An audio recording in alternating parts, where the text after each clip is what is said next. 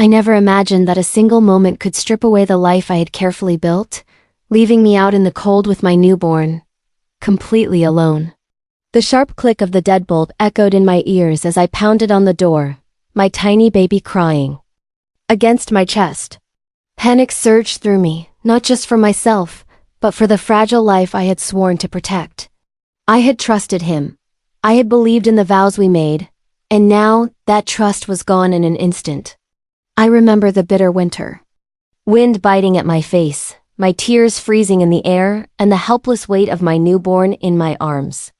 Each cry from him felt like a knife twisting deeper into my chest. If you've ever felt trapped or betrayed, comment. I survived. This story is for you. It all started that morning, when I had woken up to the usual quiet of our new home. Sunlight spilling softly through the nursery window. I had made breakfast, fed the baby, and tried to ignore the tension that had been brewing between us for months. My husband David had grown distant, his words sharp and cold, but I had hoped that after the birth of our child, things would change. I had imagined a life full of laughter, co-parenting, and shared responsibilities. Instead, that morning, he looked at me with eyes I barely recognized, hard, distant, and unforgiving. He told me he was leaving for work, but when I asked for the keys to the car, he refused. "You'll have to wait," he said with a smirk. That froze me in place. I didn't understand at first, thinking he was joking, but then he locked the door behind him. The realization hit me like a tidal wave. I was locked out with our newborn, and there was no one to turn to. My heart raced, fear clawing at every fiber of my being. I pounded on the door again, calling his name, my voice breaking. But he didn't answer. I glanced down at the baby, swaddled in a soft pink blanket, her tiny fists curling and uncurling as she let out another cry. I felt a desperate surge of protectiveness. I had to find safety for her, no matter what it took. I ran around the house, checking every window, every door, praying for an unlocked escape. My mind raced through options. I could call a friend. But it was early, and I didn't want to wake anyone unnecessarily. I could call the police, but I feared escalating things and creating a confrontation that might put both me and my baby in danger. As I stood shivering on the porch, clutching my baby, my neighbor's door opened and Mrs. Thompson appeared, a kind smile on her face. She had noticed me through the frosted window, she said later, and knew something was wrong. Relief flooded through me. I could feel my knees weaken, tears spilling freely as I whispered my situation to her. She didn't hesitate. Without asking questions, she stepped outside, enveloping us in warmth, offering her arms to help us inside.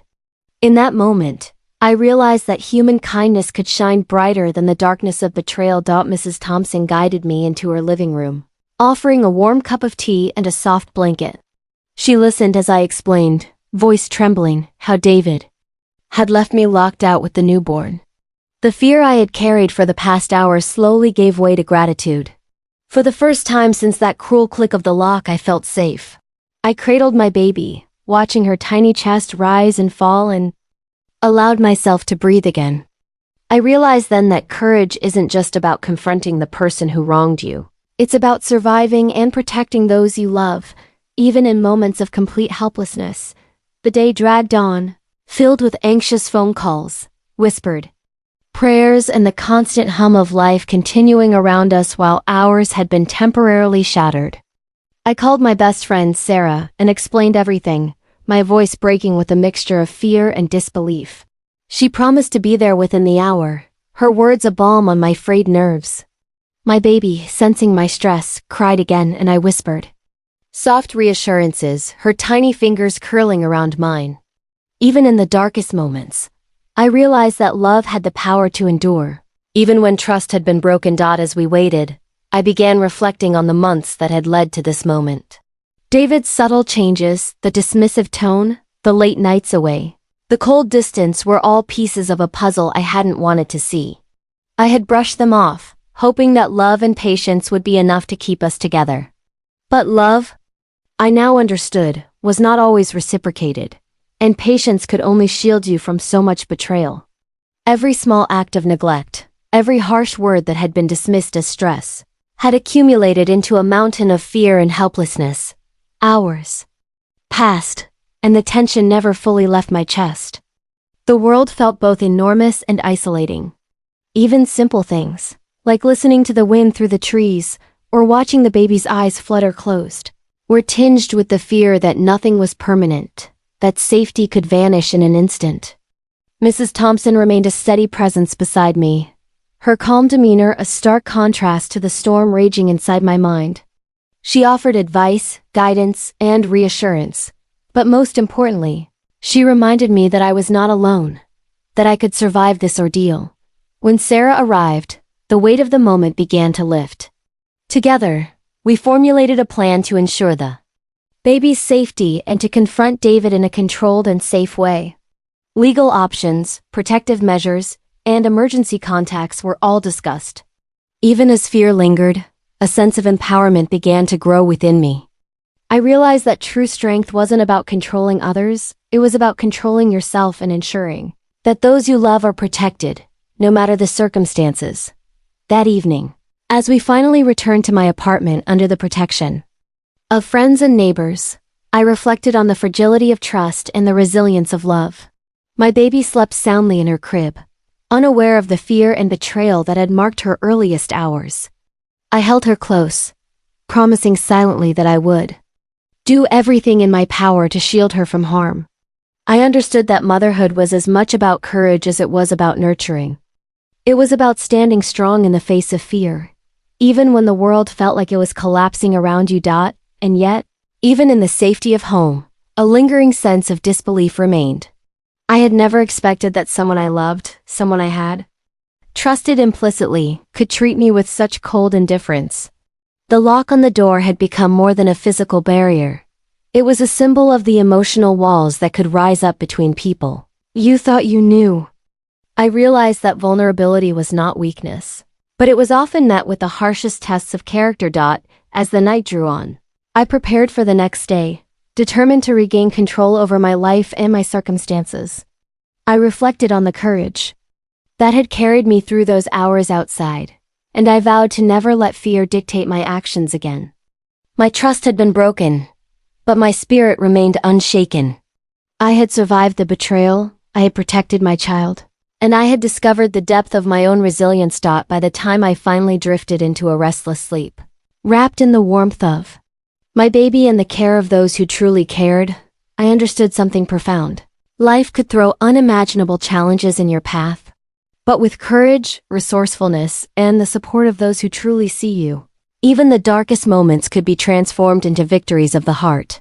I had faced betrayal, fear, and helplessness, and I had emerged stronger, ready to take on whatever came next.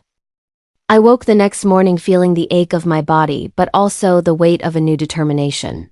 Last night had been a blur of fear, tears, and whispered reassurances from Mrs. Thompson and Sarah. My baby little Lily slept peacefully beside me, oblivious to the chaos that had surrounded her just hours before. I ran my fingers over her soft cheek and felt a surge of responsibility unlike anything I had ever known. This tiny life depended on me, and I could no longer allow anyone, not even my husband, to threaten her safety or our bond. The cold memory of being locked out haunted me as I brewed a cup of tea, my hands shaking slightly. Each sip was a small reminder of how close I had come to helplessness, and how easily the world could turn cruel. I replayed every detail in my mind: the click of the deadbolt, the wind cutting through my jacket, the helpless cries of Lily. I had survived because someone unexpected had stepped in. But that survival didn't erase the anger or the disbelief. How could someone who swore to love me treat me as if I were invisible? As if my very life and the life of our child were inconsequential? Sarah arrived early, insisting we needed to make concrete plans. She had brought papers, advice from friends who had faced similar situations, and a calm, unwavering presence. We sat at my tiny kitchen table, Lily cooing softly in her carrier beside us. "Emma," Sarah said gently, "you can't let fear dictate the next steps. We need to think long-term, not just about today, but about what comes next. You and Lily deserve safety. You deserve respect." Her words struck a chord, resonating deep within me. She was right. I had spent too long hoping for changes that might never come. Now it was time to act not out of anger but out of necessity. As we plotted, my thoughts kept drifting to David. I wondered why he had done this. Was it anger? Control? A sense of superiority? Or had he simply stopped caring entirely? The explanations didn't matter as much as the reality. He had endangered. Now I had to ensure it never happened again. Every step I took had to be deliberate, measured, and protective of Lily. My mind raced with options. Legal steps, protective measures, and ways to secure our immediate environment. But above all, I needed to ensure that Lily felt safe and loved. That she never experienced the terror I had endured in those bitter hours outside our home. The hours passed slowly, punctuated by Lily's cries, the hum of the kettle, and the scratch of a pen as I scribbled down potential solutions. Mrs. Thompson had suggested baby monitors, security measures, and neighbors we could trust to help in an emergency. Sarah emphasized documenting every interaction with David in case the situation escalated legally. Even as I absorbed this flood of advice, a quiet determination settled in my chest. I would no longer be passive in my own life. Fear would no longer have power over me. And most importantly, Lily would never know the kind of helplessness I had felt by mid-afternoon. I knew I couldn't stay cooped up in the apartment forever. Lily needed fresh air, sunlight, and the reassurance of a normal routine. I bundled her carefully, making sure every layer protected her from the chilly winter wind. I stepped outside with Sarah and the neighborhood seemed unchanged, peaceful in its everyday rhythm. Yet for me, everything had shifted. I saw threats and safety in ways I hadn't before. Every shadow could hide danger, and every friendly wave was a reminder that there were people willing to help. I focused on the latter, letting gratitude temper my fear as I pushed the stroller slowly down the street. That's when I saw him, Mr. Jensen, our neighbor from 2 houses down. He had been trimming his bushes, and his eyes lit up with recognition as he noticed Lily and me. "Emma, Lily, are you all right?" His voice carried genuine concern.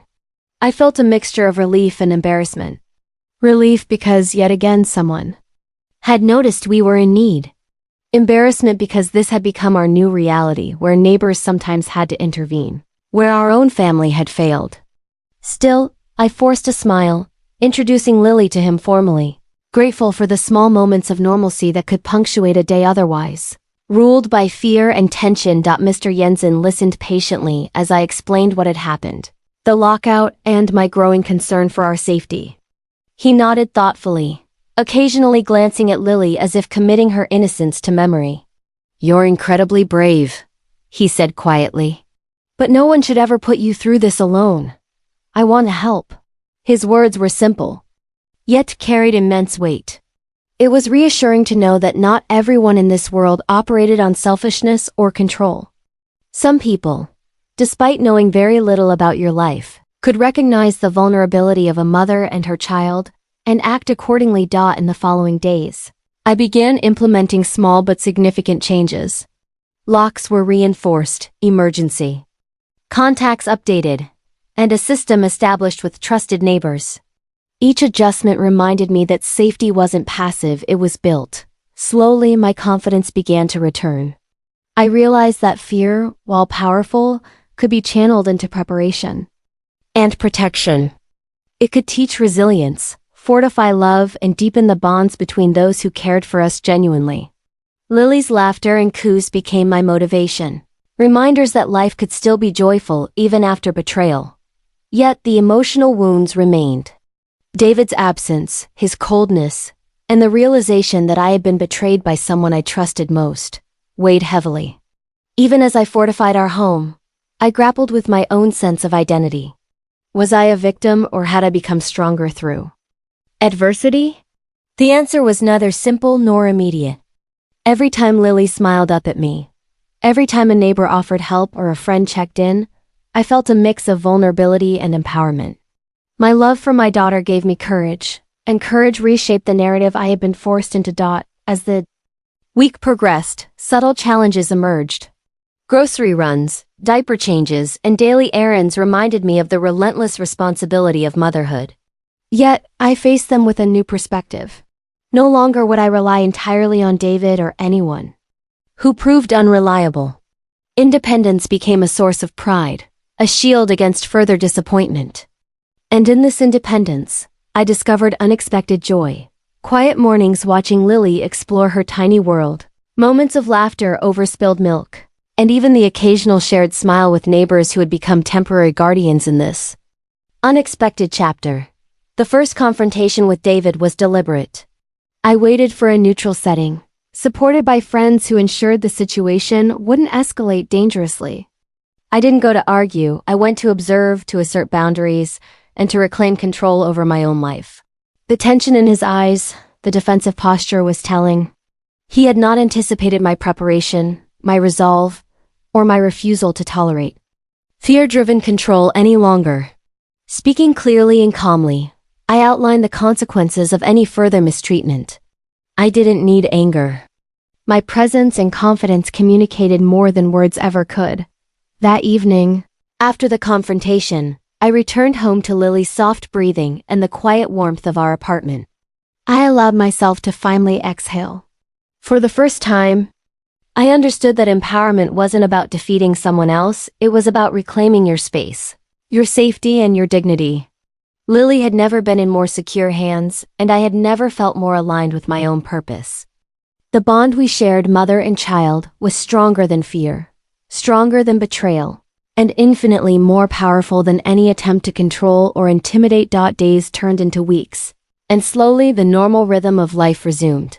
I worked on my career, maintained my friendships, and allowed myself small pleasures I had previously postponed. I watched Lily grow, noticing tiny milestones, her first laugh, her tentative steps, the moment she reached for my hand. Each of these small triumphs felt like a victory over the fear and uncertainty that had once dominated our lives. I began documenting everything, the challenges, the victories, the moments of resilience, not for anyone else, but to remind myself that I could endure, survive, and thrive, no matter the obstacles. Through it all, the presence of kind neighbors, supportive friends, and Lily's unwavering innocence became my anchor. I realized that family wasn't always defined by blood, it was sometimes defined by action, by care, and by love freely given. Mrs. Thompson, Mr. Jensen, Sarah, they became my extended family, proving that in times of crisis, genuine compassion could emerge where betrayal had once existed.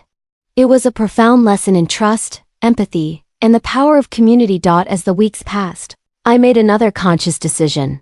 I would not allow past fear or betrayal to define our lives. I would teach Lily the same lessons I had learned, the value of courage, resilience, and empathy. I would show her that even in moments of despair, one could act with dignity, make deliberate choices, and find allies in unexpected places. The lock on that door, once a symbol of fear and helplessness, became a symbol of transformation, a lesson etched into our lives about vigilance, love, and empowerment. I had never felt more grateful for human kindness than that morning. After days of navigating fear and uncertainty, Mr. Jensen and Mrs. Thompson had become anchors in a world that had suddenly turned hostile. Emma, the name that had once seemed ordinary, now felt like a shield, a symbol of someone who had survived betrayal and was learning to fight back. And yet, despite the relief I felt, the shadow of David still loomed. Every knock at the door, every creak in the floorboards made my heart skip a beat. I had to remain vigilant for Lily's safety, for my sanity, for the life I was slowly reclaiming. The sun was just peeking over the horizon when I stepped outside. Lily bundled warmly against the crisp morning air. Mr. Jensen had offered to walk us to the nearby park, a small gesture of safety and normalcy. I clutched Lily's tiny hand and felt her soft fingers curl around mine. Each step was a reminder of resilience, the tiny victories that made survival possible. As we walked, I reflected on the sheer unpredictability of life.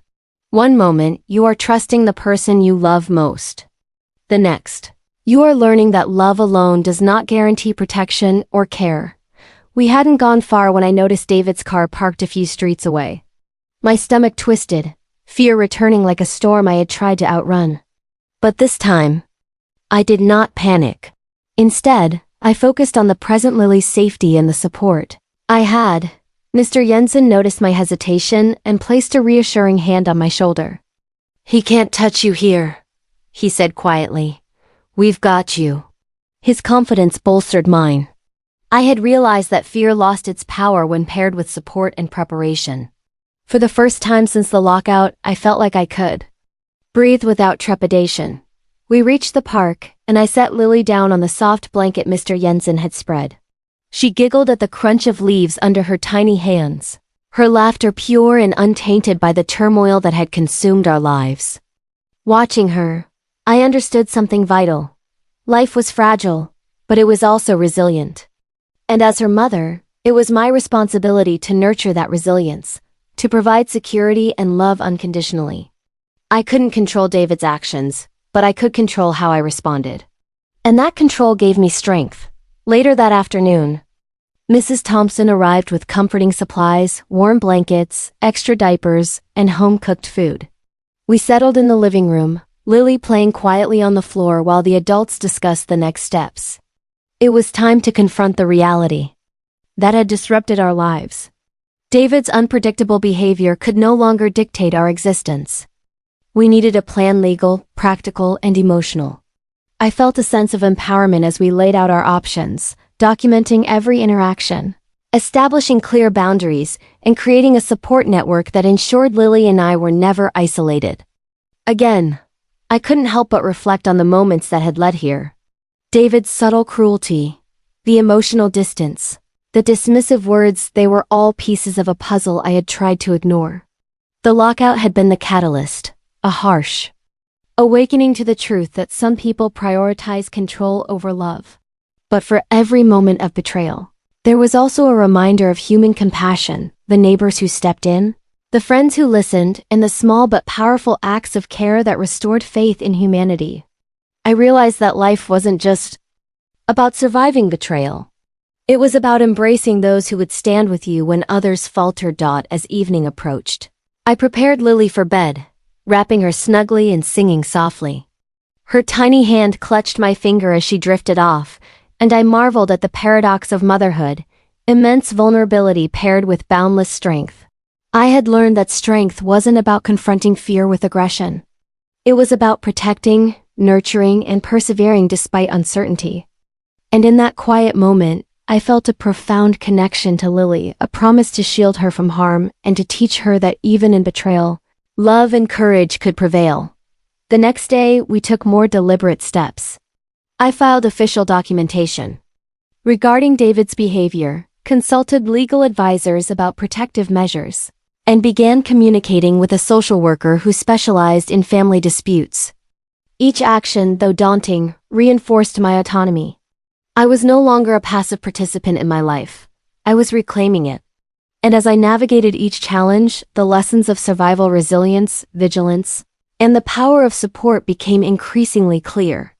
I understood that empowerment was built, not inherited, and that I had the strength to construct it from the fragments of fear and uncertainty that David had left behind.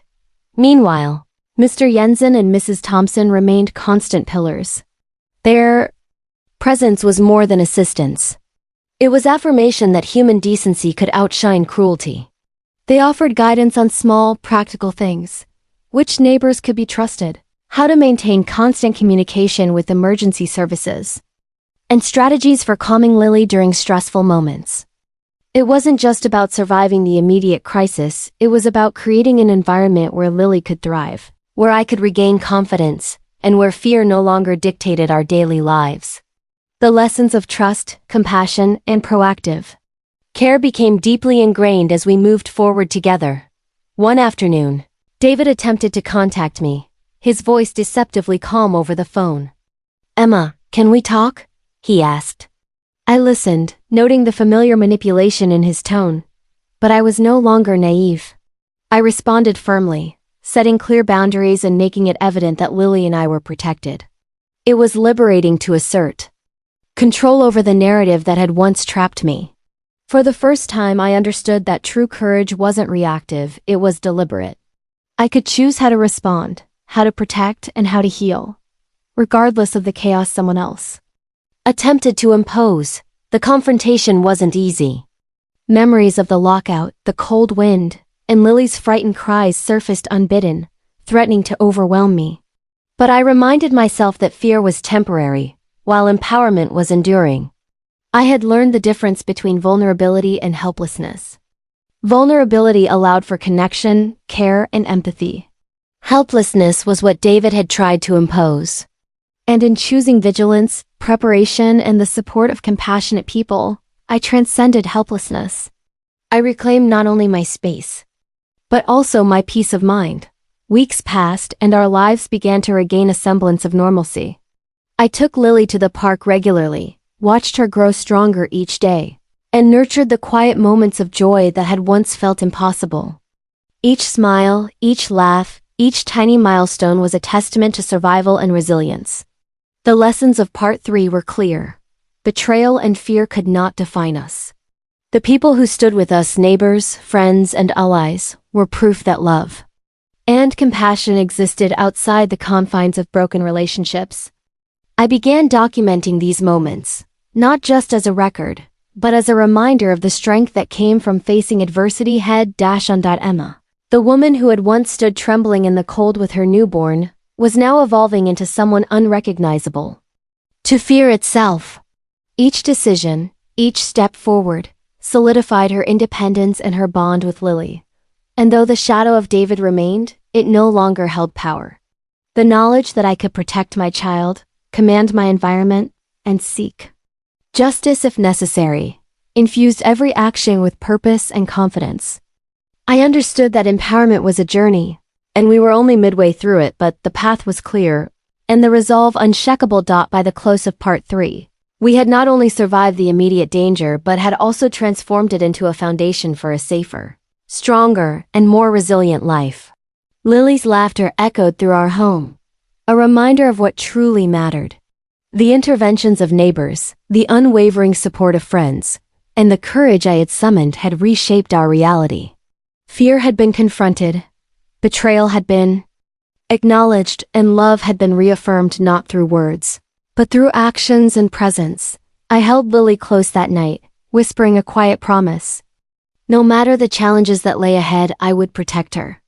I would teach her to trust carefully, to love deeply, and to recognize the power she had within herself. The world could be cruel, unpredictable, and unforgiving, but we had each other, and that was enough.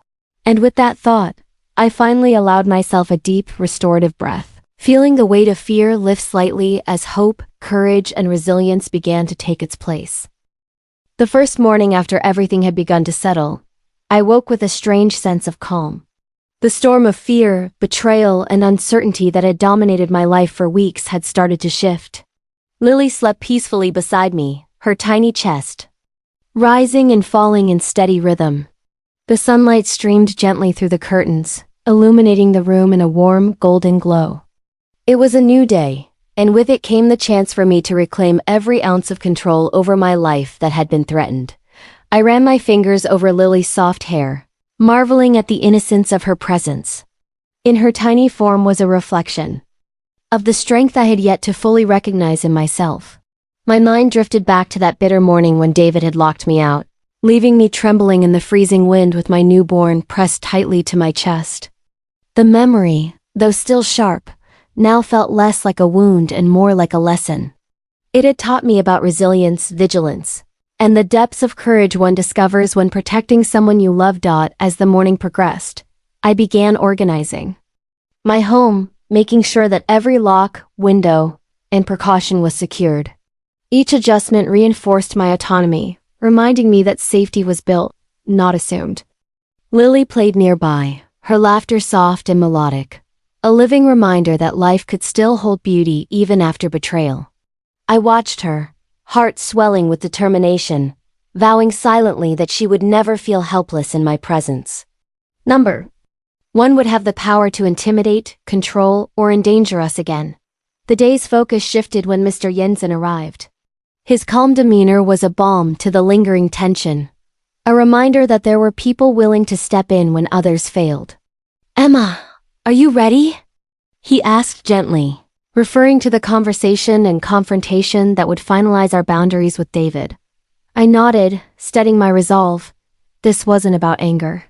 It was about reclaiming my life, asserting my independence, and securing the future for Lily.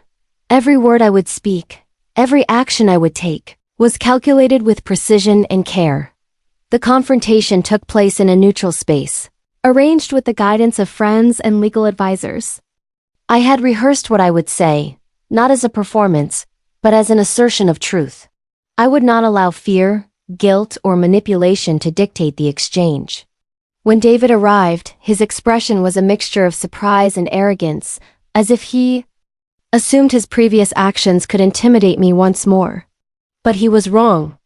The woman who had stood trembling in the cold with her newborn was gone.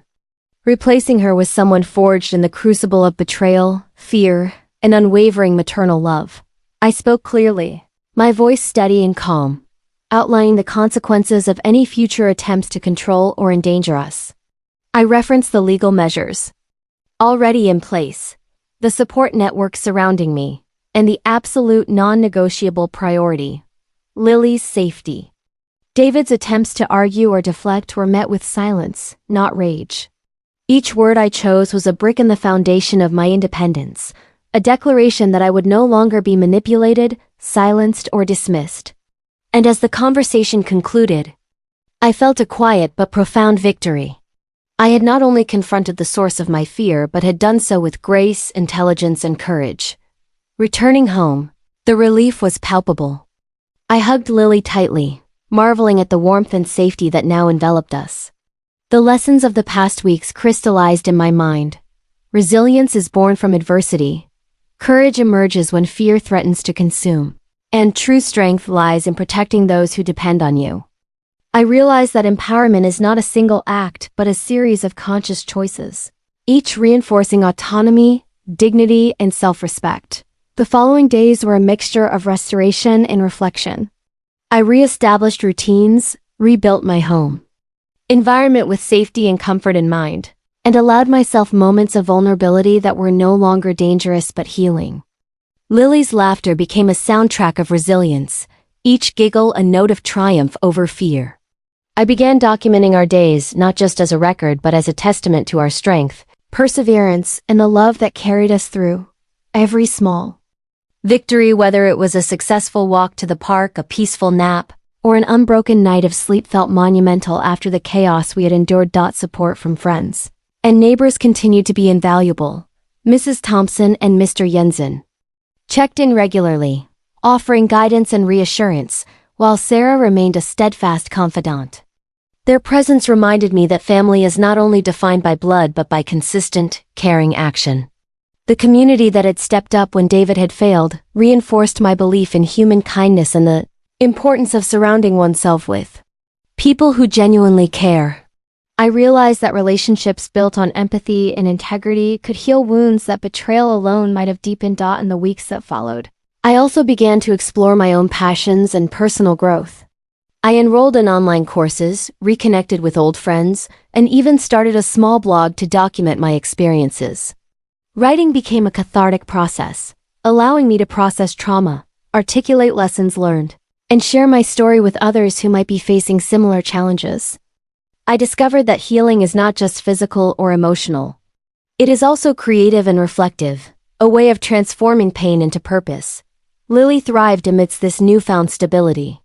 Watching her milestones, first words, first steps, first independent exploration filled me with a sense of accomplishment that transcended any past fear. I marveled at her resilience, seeing in her the embodiment of courage that had grown within me. Each day, our bond deepened, reinforced by the trust, love, and security I provided. In protecting her, I had also protected and nurtured the best parts of myself.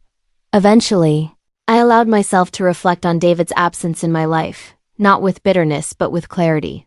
His betrayal, his selfishness, and his attempts to control had shaped a chapter of pain, but they had also catalyzed growth, empowerment, and self-discovery. I understood that anger and resentment could have been consuming. But by choosing to act with intention and courage, I reclaimed my narrative. I no longer allowed past hurt to dictate my present. Instead, I used it as a foundation to build strength and resilience. By the final weeks of this chapter, Emma, the woman who had once felt powerless, stood fully realized in her independence. I had faced fear, betrayal, and helplessness and emerged stronger, wiser, and more confident than I ever imagined. Lily's laughter, the support of friends and neighbors, and my own inner resolve had become the pillars of our life together. I had learned that true empowerment is both a personal and relational achievement. Protecting oneself, nurturing those who depend on you, and surrounding oneself with those who embody genuine care and empathy. One quiet evening, as Lily slept beside me, I reflected on the journey we had undertaken. The memory of being locked out, the terror of helplessness, and the betrayal of someone I had trusted were still present, but they no longer had power over me. Instead, they served as reminders of the strength and courage I had discovered within myself. I whispered softly to Lily, "We are safe now, my love. We are strong, and we will always have each other." Her tiny fingers curled around mine, and I felt a profound peace settle in my chest. Looking forward, I knew challenges would continue, but I was no longer afraid. I had discovered the depths of my resilience, the importance of trusted allies, and the transformative power of courage in the face of betrayal. Life was unpredictable, but I had become a master of my own story. Each choice, each action, and each moment of care was a deliberate assertion of autonomy, love, and protection. And in that knowledge I found freedom, even as I closed my eyes. That night, I felt the quiet satisfaction of a chapter completed with dignity, courage, and unwavering love. Emma was no longer defined by fear or betrayal. She was defined by her strength, her resilience, and the unwavering bond she shared with Lily. The journey had been harrowing, but it had also been empowering, illuminating the profound truth that life's darkest moments can give rise to the brightest courage. If you've ever faced betrayal or fear and found your strength, comment, "I survived and thrived." Share your story to inspire others to reclaim their courage and empowerment.